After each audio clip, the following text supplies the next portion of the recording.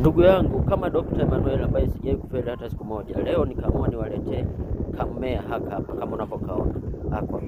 Hapo. Kikwetu tunaita akashurushuru. Ni mmea ambayo ni mzuri sana kwa wewe ambaye utahitaji kufungua nyota yako. Ni mmea ambao utafanya kazi vizuri kwenye biashara yako yoyote ambayo unaifanya.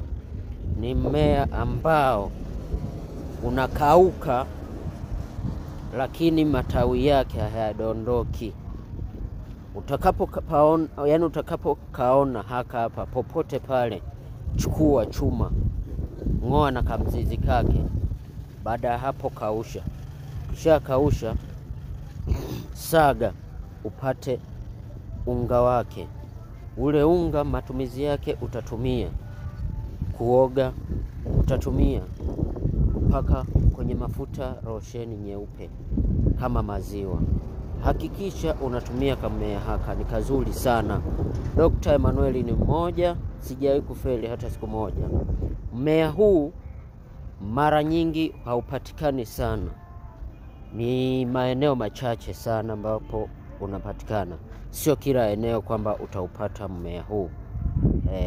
Kwa hiyo utakapokutana nao popote pale, uchukue, ukaushe, usage. Ukisha usaga, utatumia kuoga, utatumia kupaka kwenye mafuta meupe. Ni mmea ambao utaweza kuweka sawa nyota yako, utaweza kufungua nyota yako kwenye biashara yako. Kwenye biashara yako, kuoshea nyumba yako, kuoshea uwanja wako.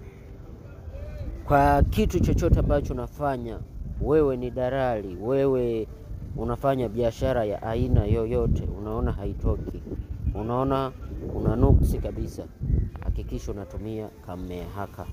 Utakuja kunishukuru sana na utakuja kukubali sana baada ya matumizi. Huwa napenda sana kuwafundisha ili uweze kujua mimea na dawa zake, uweze kujua tiba, uweze kupata. Umeona, nipo polini huku kote nawaonesha kwa sababu nawapenda na nahitaji kutumia tiba mpone maradhi. Kwa hiyo tumia mimea, ndo tiba zetu jamani.